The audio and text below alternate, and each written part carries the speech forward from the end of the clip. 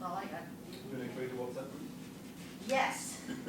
Great, that's a great idea. Yes. And I've done 2 missions. The pre-op nurse.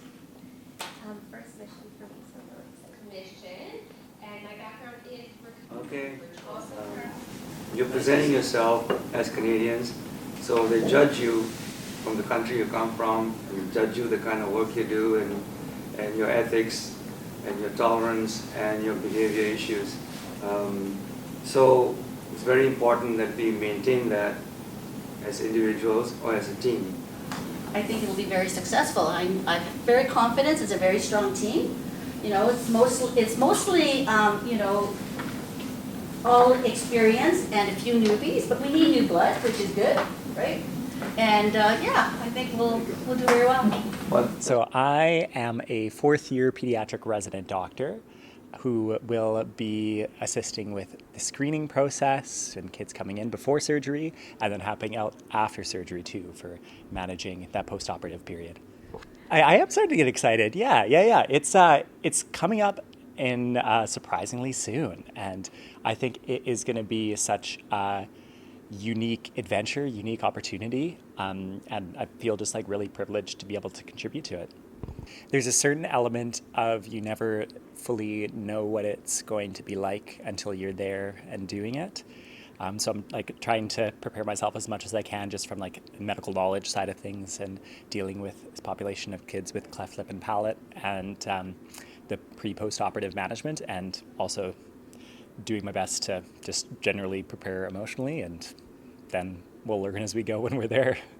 It's a really great team. It seems like a really great team. Met them the first time tonight, and it's a lot of just like great supportive energy. Love the space for just like being able to share jokes too, and lighten up the work, because you know it's going to be a heavy workload. I feel it's going to be like busy days, so it's super important to have that supportive team around you for that. I'm excited. I mean, I love going on missions. I love being able to help people. So this is a mission with children. I've been on missions, you know, to help adults, but it's such a good feeling going there and making a difference in people's lives.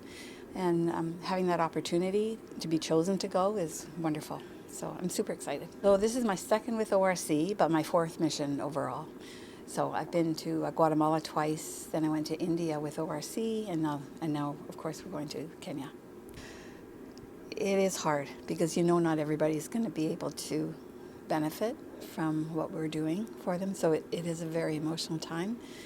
It's also a little bit of a high because you know that you can help some people, so that's a good feeling, but it's kind of the highs and the lows. Like you're never, it's a lot of emotions, and you're honestly exhausted by the end of the day, not just physically but emotionally exhausted.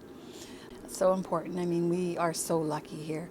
In the, you know, other countries, they'll be ostracized from their peers. They won't have the opportunities that people with normal facial structures have. And so we are going to essentially giving them a life that they may not have otherwise. And that's a very powerful thing. So these hats were made by a colleague of mine. Her name is Joyce Gray. She lives on Vancouver Island. She's a retired OR nurse, and she loves to sew. And so I said, Joyce, I'm going to Kenya. Do you have some hats? And she produced all these hats for me. She's just amazing. So 2 different styles. So everybody on the team will get at least 1 hat. We'll bring the rest with us. And oftentimes the staff working at these hospitals are really happy to have a Canadian flag or Canadian maple leaf kind of hat. So we'll just leave them behind. I'll be a recovery nurse, so I'll be taking care of all the children once they come out of surgery. They're still sleepy, so we wait till they wake up and we try to care for them immediately. Unfortunately, with COVID, everything came to a bit of a pause, but this is the first mission since COVID, my first mission since being an RN, so really excited that way. And I think in other countries, it's not consistent. They're not as privileged as we are. And so I really want to open my eyes to what the healthcare is out there and to make the difference I can. And quite honestly, I love traveling. I love being a nurse. I love kids. And so it's just a big kind of wholesome moment for me. Yeah. Tonight we had a meeting and we got the team together and we were trying to coordinate our plans for the mission.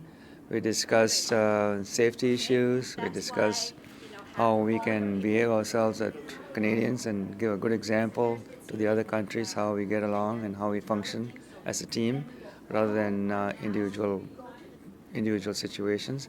I think it's a good idea because the older members can teach the younger members. The younger members can scout along with the older members to see how missions are run. The new members, after 1 or 2 missions, become senior members, and then we get other newer recruits to come into the picture and thus expand our armamentarium of membership. Actually, the Rotary in Mombasa is involved. They are providing us some supplies in terms of food, accommodation at a reduced rate, and then they're also making sure that we are taken care of properly in the country, in the city as well. October 20th, we're having a fundraiser, and the fundraiser is to raise funds for the trip that we're going to Mombasa to do a mission there. Yeah, the mission is very close, and I emphasize to my team members that we need to be safe and we need to be protective. And it feels good to know that we are back again on the road, trying to help children. And like I mentioned earlier, that it's a good feeling inside you that you've done something for someone, and that person may do something for someone else in the future. And that's how the world goes. If we help each other and help others, there won't be any wars in this world. There'll be all happiness and support. But, you know, we're making a difference, and that's what it's about.